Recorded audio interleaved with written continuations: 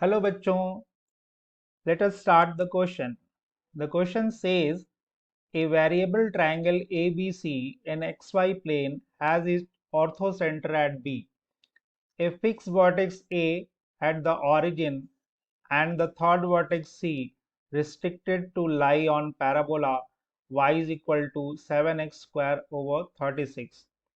The point B starts at the point 0, 1 at time t is equal to 0 and moves upward with the along the y-axis with a velocity of 2 centimeter per second. If the area of the triangle increasing at the rate of p centimeter square per second at t is equal to 7 by 2 second, then the value of p.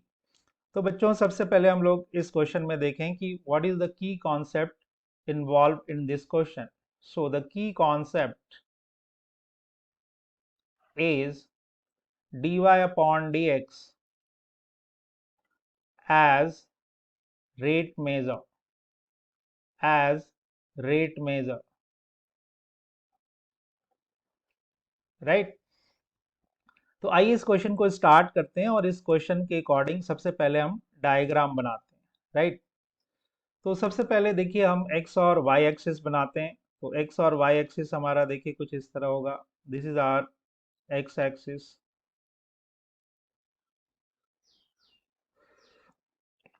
And the Y axis is this.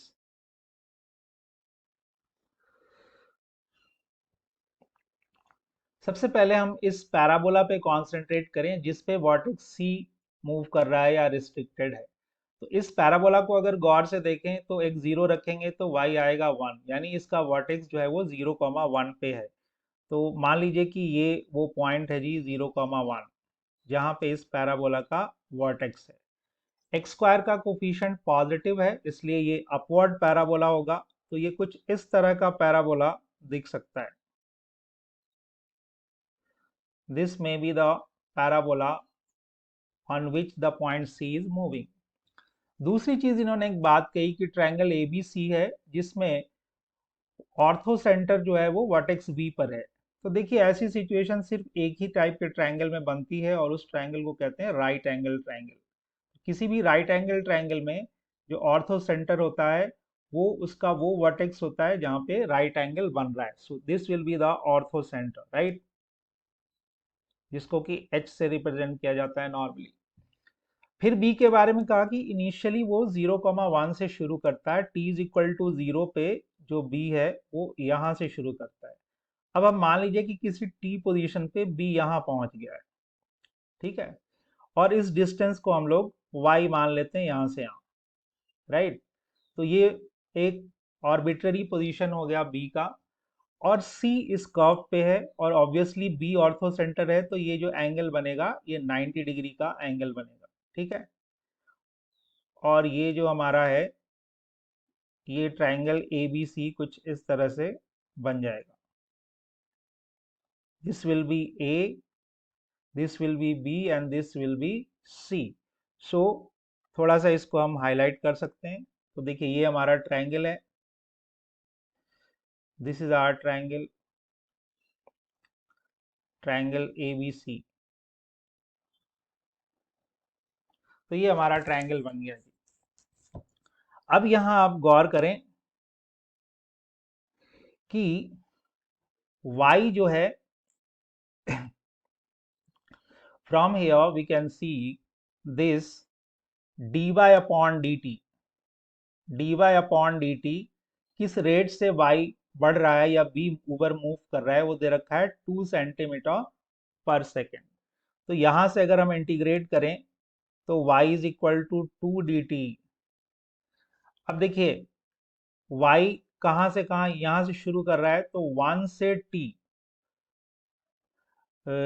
y की जो value शुरू होगी देखिए यहाँ t is equal to 0 पे y 1 है और ऑर्बिट्ररी position यहाँ y मान लिया। तो ये dy हो गया 2। t पे कहाँ से कहाँ जाएगा देखिए, तो यहाँ पे t 0 था और यहाँ पे हम t मान रहे हैं। तो यहाँ से देखिए इंटीग्रेट करने के बाद y जो निकल के आ जाएगा that will B 2t। 2t plus 1, 2t plus 1। ठीक है जी। तो ये y की वैल्यू निकल गई t पोजीशन पे। तो हम ऐसा कह सकते हैं कि b का जो कोऑर्डिनेट है यहाँ पे that will B 0,2t plus 1। ठीक है बच्चों। अब c का कोऑर्डिनेट क्या होगा? x कोऑर्डिनेट अगर x मान लें तो चूंकि इस कर्व पे मूव कर रहा है तो इसका y कोऑर्डिनेट हो जाएगा 1 प्लस 7x स्क्वायर ओवर 36। सो ये हमारा डायग्राम यहाँ से क्लियर हो गया। अब आप देखिए, चूंकि ये परपेंडिकुलर है, यहाँ पे 90 डिग्री बन रहा है, तो this line will be parallel to the X axis. तो अगर ये line parallel to the X axis है तो बी और सी का जो वाई कोऑर्डिनेट है that should be equal. That means 2t plus 1 that will be equal to 1 plus 7x square over 36। 1 से 1 कैंसिल हो जाएगा यहाँ। 2t is equal to 7x square over 36। तो यहाँ से हम देखिए एक्स स्क्वायर लिख सकते हैं that will be equal to 2t into 36 upon 7। तो यहाँ से हमारा देखिए x निकल के आ जाएगा। x डिस्टेंस है यहाँ कोऑर्डिनेट, तो हम पॉजिटिव ही लेंगे इसको। ठीक है जी, x पॉजिटिव ले रहे हैं तो स्क्वायर रूट ले लीजिए इसका। तो स्क्वायर रूट में देखिए क्या आ जाएगा, 36 का स्क्वायर रूट लेंगे तो ये 6 आ जाएगा। बाकी रूट के अंदर रह जाएगा 2t अपॉन 7। तो इसको हम इक्वेशन 1 कह सकते हैं। x की वैल्यू हमने t के फॉर्म में कैलकुलेट कर ली, राइट। अब हम लोग ट्रायंगल ABC का एरिया निकालेंगे। ठीक है, तो ट्रायंगल ABC का एरिया निकालेंगे तो देखिए राइट एंगल ट्रायंगल है तो half into base into height कर सकते हैं। तो अगर हम इसको BC को बेस की तरह ट्रीट करें तो हमारा जो AB है that will be the height of the triangle, right. तो आइए, A is the area of triangle ABC, right? So this A will become 1 by 2 into BC into AB। अब इस डायग्राम में आप देख सकते हैं कि BC की लेंथ कितनी हो जाएगी जी। BC की लेंथ देखिए x कोऑर्डिनेट x है तो it will B x, right. तो 1 by 2 into x into what will be the height? This height will be equal to 2t plus 1। क्योंकि b का कोऑर्डिनेट t के टर्म्स में 2t plus 1 आया है तो it will B 2t plus 1, right?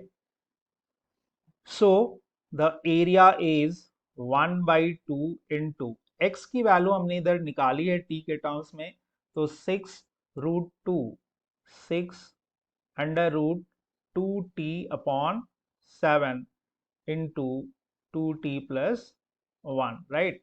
यहाँ से हम इसको देखिए कैंसिल कर सकते हैं, 2 3 जा, तो a जो हमारा निकल के आएगा दैट विल बी 3। अब देखिए इसको भी रूट से अलग कर लेते हैं, तो ये रूट से बाहर आ जाएगा 2 अपॉन 7 इंटू रूट टी बच जाएगा यहाँ पे इंटू 2t प्लस 1। अब हमें निकालना क्या है? हमें तो निकालना है कि जो एरिया है वो किस रेट से, यानी D A upon D T निकालना है। तो इसको डिफ्रेंशिएट कर देते हैं, तो D A upon D T, ये तो कांस्टेंट है, ये एज इट इज यहीं रह जाएगा 2 अपॉन 7। अब यहाँ पे देखिए u इंटू वी लगाना पड़ेगा, प्रोडक्ट रूल लगाना पड़ेगा। तो रूट टी का डिफ्रेंसिएशन हो गया जी 1 अपॉन 2 रूट टी।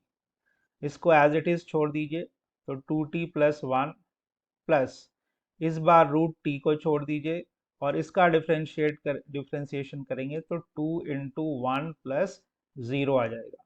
तो this is our D A upon D T. तो हमें D A upon D T यानी एरिया जिस रेट से इंक्रीज कर रहा है कहाँ पे निकालना है, at T is equal to, देख लेते हैं आइए, 7/2 सेकेंड पे, और कहा गया है कि वो p के बराबर है। तो p की वैल्यू हमने बतानी है, ठीक है। तो t is equal to 7/2 second पे हम निकालते हैं आइए। तो दिस इज 3/√2/7, वैल्यू रख देते हैं जी।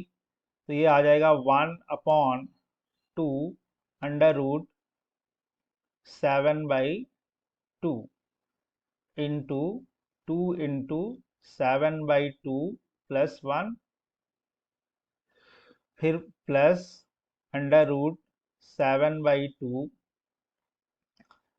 और यहाँ पे देखिए आ जाएगा सिर्फ 2 बचा, तो this will B 2 only.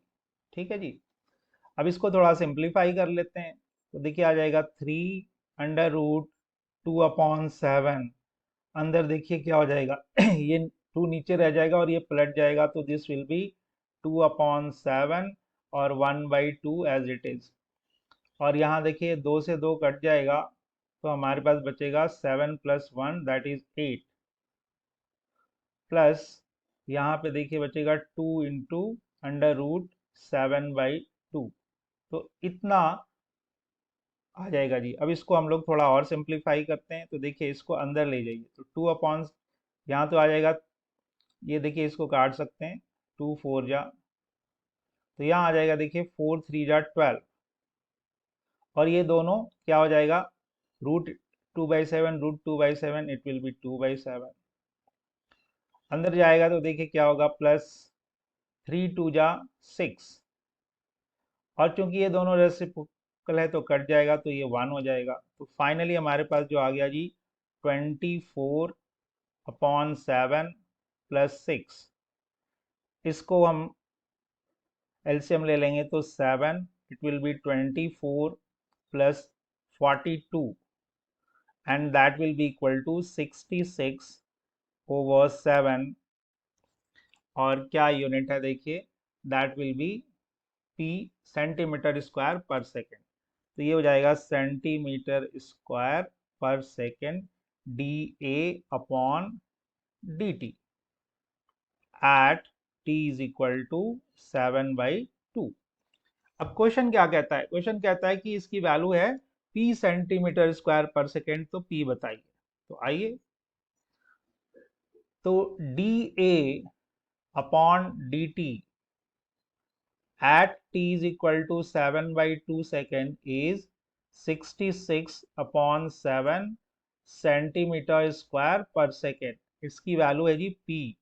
So p is equal to 66/7, this will be the answer. So this is the final answer बच्चों, and I hope you understood it well.